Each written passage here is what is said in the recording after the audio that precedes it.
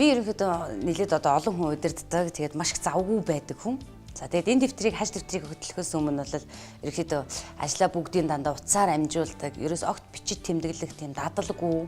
Тэгээд гинт нөгөөдөр ингээд бөөгнөрөөд ирэнгүүт нь стресс өгдөг тэрэндээ тий.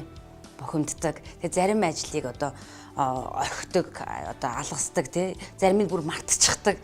Тэгээд тэр маань ингээд удаан хугацаанд яваад ирэхээр хүнд нэлээх стрессийг хуримтлагддаг юм байна. Тэгээд дээрэс нь ерөөсөө тийм одоо бичиж ямыг тэмдэглэнэ гэдэг зүйл бол миний амьдралд ерөөсөө байсангүй. Тэгээд энэ бол юг илэрхийлээд байна гэхлээрээ явандаа өөрийнхөө одоо урт хугацааныхаа төлөвлөгөөнд юм уу хийсэн бүтээсэн юм аа ингэж хийж чадахгүй байдалд хүргэдэг.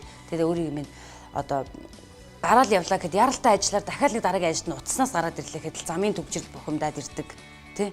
Асар олон зүйлүүдийг ингээд тэр орхигдуулжээ. Тэгээд за миний хувьд одоо ажлын хийх ажлын жагсаалт гэж одоо бичдэггүй, тэмдэглэх дуургүй.